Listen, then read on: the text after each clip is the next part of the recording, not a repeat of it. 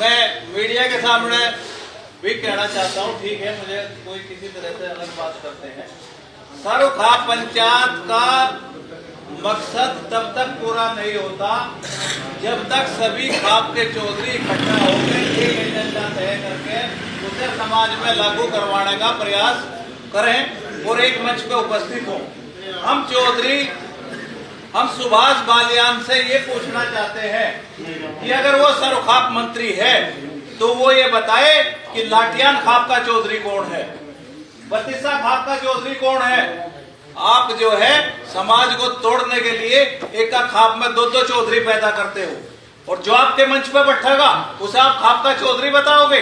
नरेश टिकेतर ने जो आज तक किया वो खाप को तोड़ने का काम किया है। लाठियान में 2 चौधरी, पवार में 2 चौधरी, बत्तीसा में 2 चौधरी, राठी में 2 चौधरी।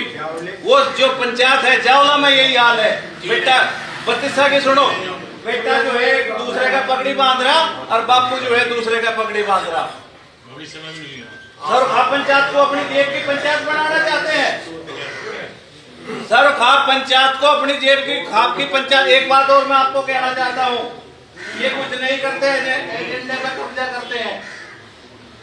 सरोखाप पंचायत कोई संस्था नहीं है। सरोखाप पंचायत एक चौधरियों का समूह है जो आवश्यकता पड़ने पे इकट्ठा होता है। उसका कोई हेडक्वार्टर नहीं। ये भी गलत बात है कि सोरम में, चौपाल में हेडक्वार्टर है। किसी के पास प्रमाण हो तो मुझे बताओ, मैं डिबेट के लिए तैयार हूँ। उसका कोई हेडक्वार्टर नहीं। बावली में जो सरोखाप पंचायत हुई थी, बावली के बाद कोई ऐसी सरोखाप पंचायत नहीं हुई जिसमें सब चौधरियों को एक साथ उठा कर बुलाया गया। आप खाप को तोड़ने के बाद सरोखाप पंचायत की बात करते हो। हमारा सवाल है आपके माध्यम से, आप जब तक सर सुभाष बालियान ये तय न करते कि किस खाप का कौन चौधरी है, तब तक सरोखाप पंचायत के क्या मान।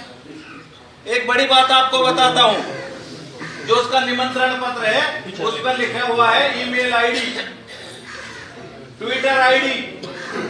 जिस सरोखाप पंचायत का कोई हेडक्वार्टर नहीं, जिसका कोई अस्तित्व नहीं, उसकी मेल आईडी, ट्विटर आईडी कौन चलावे भाई। आप ताकतवर हो सकते हो तो दूसरे को, कमजोर को धमकाओगे। आप सरोखाप पंचायत के नाम पर कब्जा करना चाहते हो।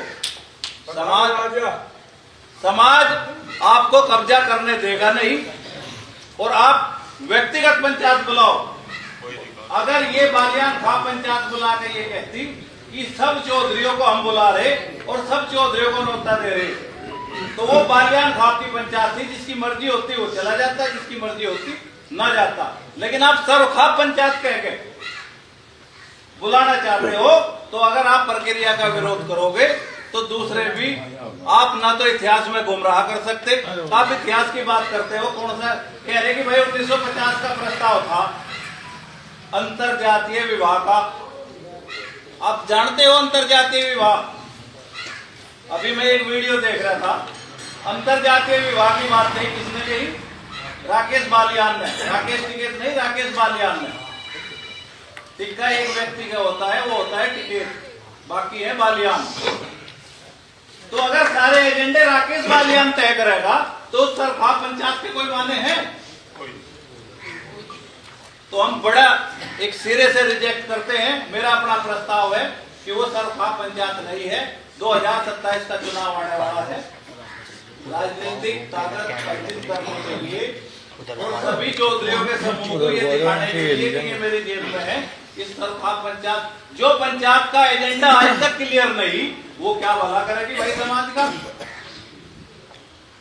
और पिछले 10 साल में आपने कितने काम किए समाज में। आपने एक काम बहुत बढ़िया करा कि गाड़ी ना मांगो, ट्रैक्टर ले लो। जो व्यक्ति दहेज मांगने की वकालत करता हो, क्या उसको समाज में सरोखाप पंचायत बुलाने का अधिकार है। हमारे पुरकाजी क्षेत्र में कई बार जाट और गुजर होने से पिछली, और जो प्रस्ताव आप दे रहे हो ना, इतना बुरा हाल हो जाएगा अगर समाज उसे स्वीकार करता है, आप कल्पना नहीं कर सकते। क्या कोई मजबूरी है आपकी। अब एक बात बताओ, ये इतना गंभीर मुद्दा क्या उसे एक व्यक्ति उठाओगा। क्या चौधरी में बैठ के इस पे सब पहले डिस्कशन नहीं होना चाहिए था? ये सर आपके एजेंडे का पार्ट रहेगा। हम अंतर जातीय विवाह का बिल्कुल विरोध नहीं करते।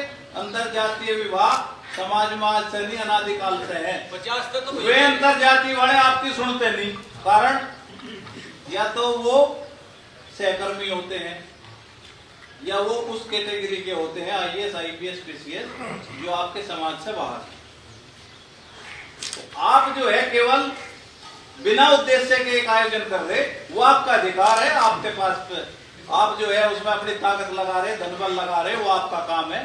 तो मेरा तो यही कहना है कि अगर वे आज भी इन सारे सवाल का जवाब देते हो